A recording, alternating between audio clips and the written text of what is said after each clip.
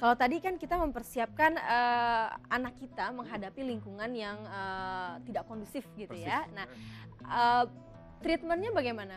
Kan tidak semua orang tua anaknya itu masih toddler ya, mungkin ada yang sudah anaknya dewasa. Nah, ada nggak sih istilah telat gitu untuk memprotek anak dari lingkungan yang tidak kondusif gitu? Kalau misalnya anaknya sudah di umur-umur yang remaja gitu, misalnya SMP, SMA gitu.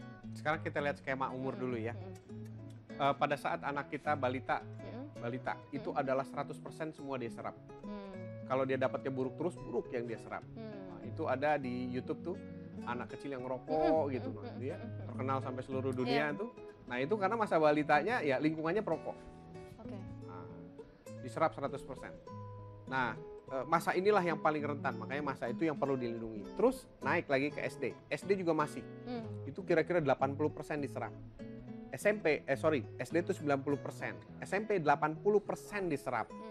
Jadi antara TK, SD sampai SMP itu adalah masa rentan mencari jati diri.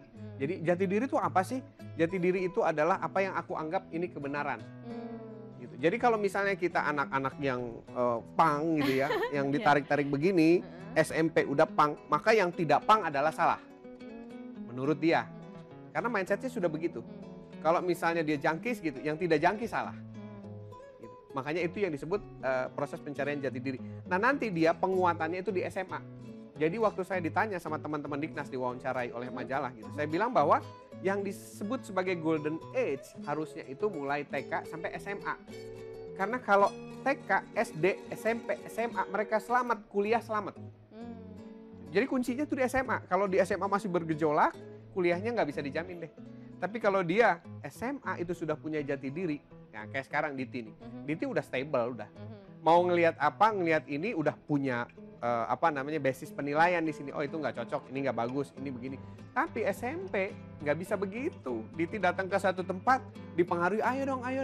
Awalnya malu. Shaky ya. Shaky sekali. Udah terbawa arus gitu ya. Dan pada saat terbawa arus itu menjadi kebiasaan, maka itulah yang dianggap dipercayai sebagai kebenaran. Persis. Nah ya ini ada SMS dulu sebentar, kita baca dulu ya. Ini SMS dari Tino di Medan. Anak saya laki-laki umur 6 tahun, kelakuannya di rumah sangat nakal. Adik atau saudaranya yang lain selalu dipukul tanpa alasan yang jelas mungkin ya. Sebab yang jelas. Nah, tanpa sebab yang jelas.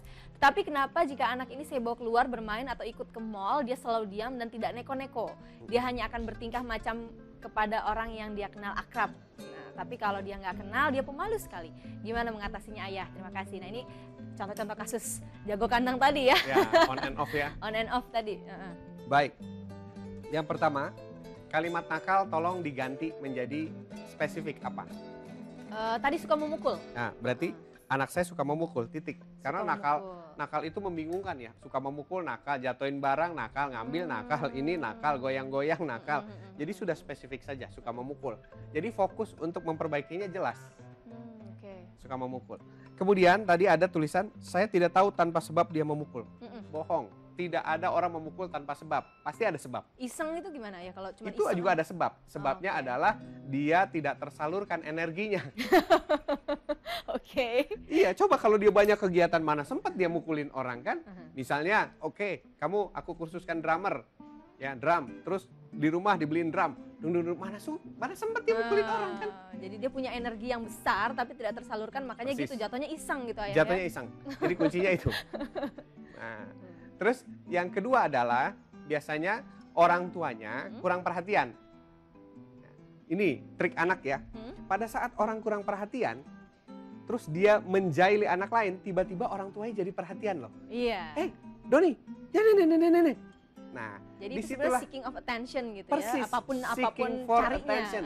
Makanya untuk menghindari itu, kita harus memberikan perhatian pada saat dia berbuat baik. Jadi kita balik. Dibalik prosesnya. Jadi waktu si Doni itu nggak jailin, nggak apa, datang kita, you're good, kakak yang bagus, teman yang oke dan sebagainya, kita puji. Itu yang perlu kita lakukan. Cuma most likely orang tua itu baru datang ke anaknya, sibuk nih dengan kegiatan sendiri, apalagi sekarang zamannya gadget ya, colek sana, colek sini gitu. Begitu di sana, baru, Doni ada apa gitu. Doni bilang, akhirnya aku dapat juga diperhatiin. Jadi dia cari terus perhatian. Makanya Kita bicara, oke, what's up? Apa nak yang dibutuhkan kamu apa? Kamu ingin apa dari ayah? Oke, kalau energimu berlebih apa? Sukanya apa? Olahraga, ini, main itu. Pasti ada sebabnya dan kita cari pasti ketemu sebabnya. Dan kalau kita berhasil membantu dia, Apalagi anak laki-laki ya. laki-laki dua, kalau sudah kekurangan aktivitas, kelebihan energi, nggak jauh-jauh itu. Yang kakak goda adik, adik goda kakak, gitu. Jadi lah itu ya. Iya, jadi kita jangan sampai bilang nggak ada sebab, pasti ada sebab. Jadi kalau ada asap, oh nggak mungkin ada apinya, gitu kan. Pasti Jadi ada harus apinya. dicari nih, ayahnya harus bisa kreatif mencari ya, Jeli. analisis akar permasalahannya. Jadi apa sebenarnya, apakah karena kekurangan kegiatan tapi Betul. energinya berlebih, ataukah karena perhatian dari Persis. orang tua yang tidak didapat sehingga Iya. anak ini akan mencari perhatian at any cost gitu istilahnya. Persis. Oke. Persis. Ya, semoga menjawab ya Pak Tony tadi di Medan. Nah, terus kita lanjut lagi nih Ayah nih. Saya tertarik tadi masalah golden age itu ya, dari TK sampai ke SMA. SMA. Nah, in between itu kan memang tidak pernah ada sekolah untuk para orang tua kan. Persis. Bagaimana cara menjadi orang tua ideal itu tidak ada. Jadi Ya. emang orang tua yang harus yang aktif, berperan serta aktif untuk mencari tahu gitu ya. Pada saat mungkin taunya udah anaknya tuh udah besar. Gimana tuh Udah Ayah? terlanjur ya. Apakah itu sulit untuk diperbaiki atau gimana ya? Begini, selama dia belum kena narkoba, dia saraf sulit. Oke. Terus yang kedua, memang memperbaikinya sulit sekali, saya katakan. Jadi kalau ceritanya semen ya, Ditya, waktu TK itu masih basah semennya. SD itu masih lembab. Begitu SMP sudah agak-agak kering tapi masih benyek. SMA itu udah jadi bahan. Dari anaknya itu jauh lebih mudah. Makanya saya ada program di TV dan di radio itu untuk memberikan inspirasi supaya anak-anak. Caranya seperti apa sih? Entar dulu Ayah ya.